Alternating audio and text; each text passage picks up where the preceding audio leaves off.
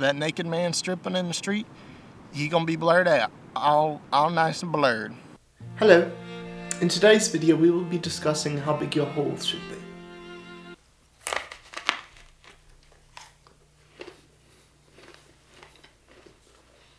People ask me all the time, Nolan, how big is your hole? Well, I look at those people and I tell them, it depends. If you really want to know how big my hole is, I need to know the other camera settings. I need to know how much light there is in the area. Another word for hole is aperture, or as the Americans say, aperture. It's important to know when to use a big hole and when to use a small hole. And in today's video, we will be discussing just that. And I'm glad to have you here with me for another episode of How Big Is Your Hole? Another important thing to remember about hole size is that the bigger your hole is, the more light you have. If you have a large hole, more light can pass through your hole. It makes sense. What many people fail to realize is that your hole size also affects depth of field, which is how wide the region of focus is in your photograph. It's also important to remember that your depth of field does not have hard boundaries. Rather, it's more of a gradient. Your depth of field tapers off on both sides. But by adjusting your hole size, you can change how quickly or how slowly your focus tapers off, how large or small your depth of field is. It is a very windy day out there today. It is just unbelievable. Can you hear it? I can. Now it's time to do the wiring. Hopefully I don't electrocute myself. I'm very proud to announce I'm not going to die today.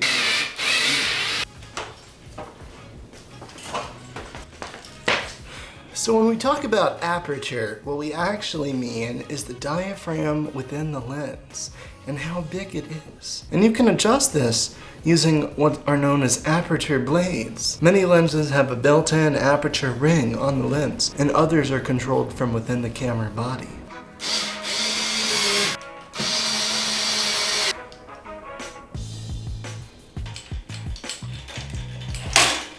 What aperture really is the diameter of the lens diaphragm. When you stop down the lens or make it darker or decrease the aperture, what you're actually doing is closing the iris. And when you stop it up or widen the aperture or brighten the image, you're actually widening the iris.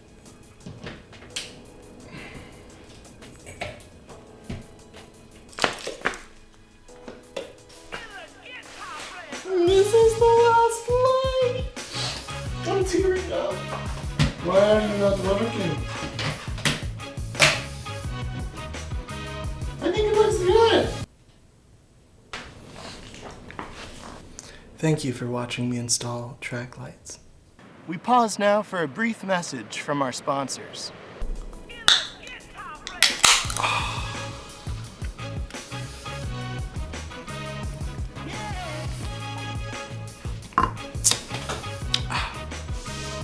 I will be doing a giveaway of 2 of these prints right here.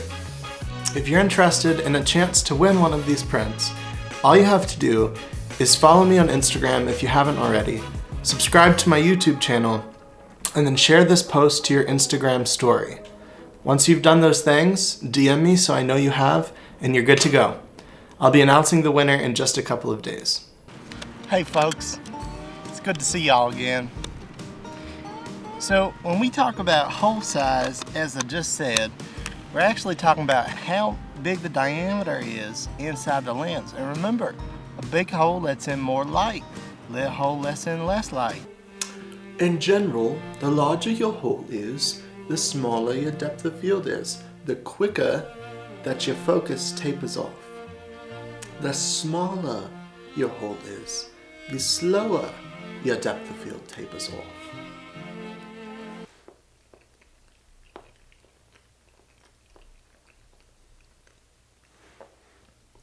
So I'll go ahead and give y'all an example here. I got Sonia with the 85 attached. So if I were to take an image of you with the widest hole that this lens has to offer with this here camera, and I use my shutter speed and my ISO to compensate, keep the image balanced. Here's what that there image would look like, probably. Now, say I were to use the smallest hole possible on this here lens, I reckon that'd be around f/16 or so. Say I were to use that and take another picture of you, again using my shutter speed and my ISO to compensate. Now again, I haven't moved. I'm still in the same spot that I was sitting 15 seconds ago when I took that first there image, but you can see the difference. Here it is. Now, I'm gonna go ahead and put these images side by side and maybe stick my pretty face right there in the middle. And we're gonna spend a second and talk about this here images. In the first image, the one on the left, you'll see the background's incredibly blurry. And in the second image, you'll see that it's still a little blurry, but it's less blurry. You can see some of the detail in the background, the detail behind the subject in the background, you know, the ground in the back, the ground behind the subject is what's called the background. Now, remember what I said, a wide hole tapers off a lot quicker than a small hole. So the image on the right has the small hole, that's shot at f/16, and the image on the left has a big hole, that's shot at f/1.4. Another thing I should mention is that your f number and your aperture are inversely related. What that means is the bigger that f number, the smaller the hole. And the smaller that f number, the bigger the hole. I forget what I was gonna say. So again, image on the left with the very wide aperture, the camera's in focus in both images, but in the image on the left, the focus tapers off very quickly. Everything behind the subject in the background is already blurry. In the image on the right, the focus tapers off incredibly slowly. The focus is still on the camera. The camera is the only thing in focus in both images. But in the image on the right, the focus tapers off so slowly there that you can almost see everything clear as day in the background. Now that is the result of the size of the hole. So let me give y'all a little close-up so you can see what I'm talking about here. If you can look in this here lens and see the size of the hole as I present it to you, this will be the f/1.4. It's very wide. As I stop it down, you can see that aperture ring just gets smaller and smaller until I get to f/16, which is the minimum aperture on this here lens.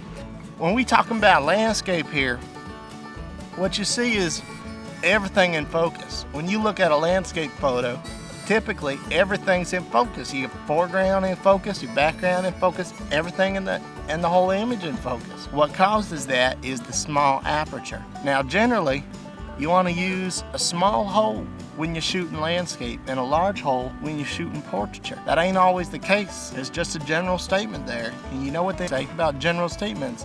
It makes a big hole out of you and me. I think that's what they say. That's your general rule of thumb right there, is you want to use a small hole for your landscapes so that everything's in focus, and you want to use a big hole for your portraits so that just your subject's in focus. You don't want to take a portrait down there in, what's that called, in New York City, and you got your subject in the frame, and then that guy who's stripping behind him on the street is also in focus. You want him blurred out. You want him invisible. Oh, hello again. I really hope you all enjoyed today's video. In summary, what we learned was that the size of your hole does matter. What we learned today was that a big hole means more light, and that a small hole means less light. And we also learned that the bigger your hole is, the quicker your depth of field tapers off. And the smaller your hole is, the slower depth of field tapers off. It's also important to remember that your depth of field and your F number are inversely related. The bigger your F number is, the smaller the size of your hole. The smaller your F number is, the bigger the size of your hole. It just makes sense.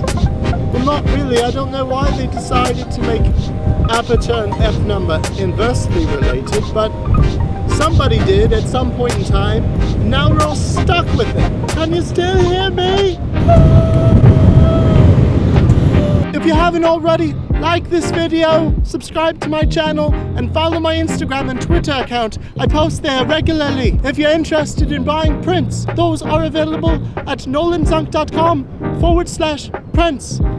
If you have any questions about APERTURE, or hole size, or anything else, please don't hesitate to leave them down in the comment section below. If you have any questions or thoughts or comments, please leave them down below in the comment section. I will respond to you.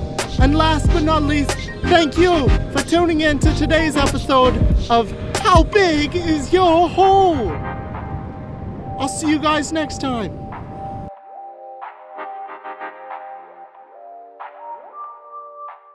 Cheerio, mate. Cheerio, mate.